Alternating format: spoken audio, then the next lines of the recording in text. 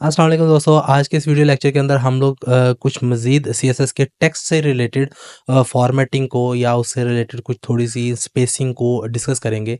तो ज़्यादा वक्त को ज़ाया नहीं करते हुए चलते हैं अपने कंप्यूटर स्क्रीन पर। उसके लिए मैंने पहले से ही यहाँ पर एक पी टैग क्रिएट करके रखा हुआ है, जिसमें मैंने एक छोटा सा पैराग्राफ लिखा है ताकि हम इसके ऊपर इम्प्लीमेंटेशन करके तो इसको सीख सकेंगे क्या हम आज इसे कर सकते हैं। तो हमें सबसे पहले पी टैग को कैच करना पड़ेगा एलिमेंट सेलेक्टर की मदद से। और यहाँ पर सबसे पहले तो है लेटर स्पेसिंग।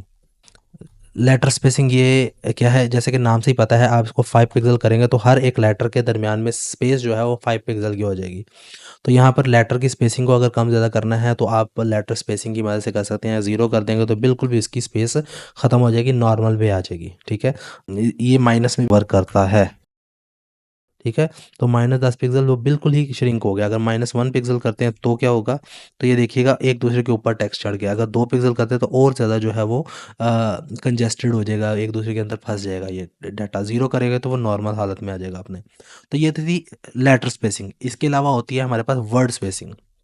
जैसे कि नाम से ही आपको पता है कि ये क्या करेगा, वर्ड्स के दरमियान में जो स्पेसिंग है उसको, उसके गैप को कम ज़्यादा करने के लिए। लेट्स सपोज 10 पिक्सल का करता हूँ, यहाँ पर सेव करता हूँ, तो इसने अब लेटर्स के दरमियान में स्पेसिस को नहीं बढ़ाया बल्कि वर्ड के दरमियान में जो स्पेसिस है उसको कम ज़्यादा कर दिया। तो इस तरीके से आप वर्ड के दरमियान में जो स्पेसिंग है वो वर्ड स्पेसिंग की मदद से इसको कंट्रोल कर सकते हैं। अभी इसको मैं 0 कर रहा हूँ ताकि ये अपनी नॉर्मल हालत में आ जाए। इसके अलावा होता है हमारे पास टेक्स्ट इंडेंट। अगर मैं यहाँ पर टेक्स्ट को इंडेंट देना चाहता हूँ, जैसे कि अगर आपने माइक्रोसॉफ्ट वर्ड इस्तेमाल किया तो ये सारी चीज़ें वहीं से आ रही हैं। तो टेक्स्ट इंडेंट की बात करें, 10 पिक्सल सेव करते हैं तो यहाँ पर देखिए कि 10 पिक्सल का टेक्स्ट जो है वो आगे चला गया। जब भी कोई पैराग्राफ न्यू स्टार्ट होगा, लेट्स सपोज यहाँ पर मैं एक और पैराग्राफ लिखता हूँ, कॉपी करता हूँ, तो हर पैराग्राफ का जो स्टार्ट होगा वो उसमें 10 पिक्सल का इंडेंट आएगा। इंडेंट कहते हैं कि थोड़ा सा वक्फा, थोड़ा सा स्पेसिंग, ठीक है, स्टार्टिंग में। तो अब यहाँ पे अगर मैं करता हूँ 50 पिक्सल का, तो यहाँ पे देखिएगा स्टार्ट पर जो 50 पिक्सल का गैप आ गया है। किसी भी पैराग्राफ, कोई भी पैराग्राफ होगा उसका स्टार्ट पर 50 पिक्सल का पैराग्राफ हो जाएगा। तो वो हम किसकी मदद कर सकते हैं, टेक्स्ट इंडेंट की मदद से। इसको मैं दोबारा से 0 पे कर देता हूँ ताकि ये नॉर्मल हालत में आ जाए। इसके बाद आता है लाइन हाइट। अब अगर आपने हर एक लाइन के दरमियान वाले फासले कुछ कम ज़्यादा करना तो आप उसको कैसे कर सकते हैं, लाइन हाइट की मदद से। ठीक है, लाइन हाइट आप इसको कर सकते हैं लेट्स सपोज 50 पिक्सल। तो सेव करते हैं। जैसे मैं इसको सेव करूँगा तो देखिएगा हर एक लाइन के दरमियान जो फासला है वो 50 पिक्सल का हो गया। इसको मैं 10 पिक्सल कर देता हूँ ताकि आपको नज़र आए। तो 10 जो है वो कम हो गया, इसको करते हैं 20 पिक्सल। तो ये देखिएगा 20 पिक्सल से इसका इजाफा यानी कि इसका जो है, अब ये देखिए लाइन हाइट कितना बाय डिफ़ॉल्ट होता है। जो फ़ॉन्ट साइज़ होता है उतना ही लाइन हाइट होता है, वो उसकी बाय डिफ़ॉल्ट फ़ॉन्ट साइज़ होती है या लाइन हाइट होती है। लेट्स सपोज अगर यहाँ पे फ़ॉन्ट है, फ़ॉन्ट साइज़ मैं करता हूँ 20 पिक्सेल्स या 40 पिक्सेल्स।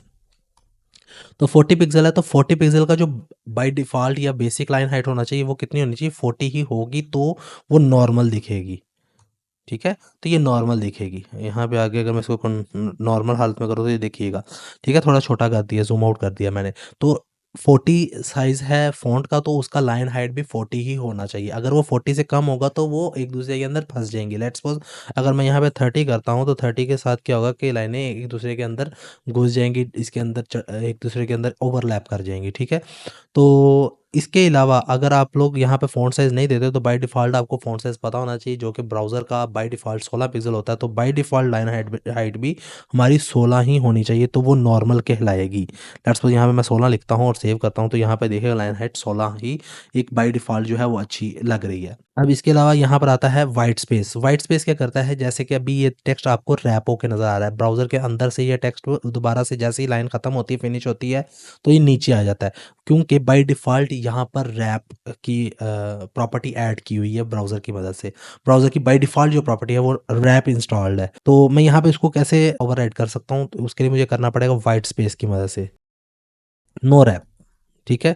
सेव करते हैं तो ये टेक्स्ट देखिएगा कि अब यहाँ पर स्क्रॉल बार आ गई, यहाँ पर नज़र आ रही है। ये स्क्रॉल बार को मैं जस्ट मूव करता हूँ तो ये टेक्स्ट आगे को चला गया।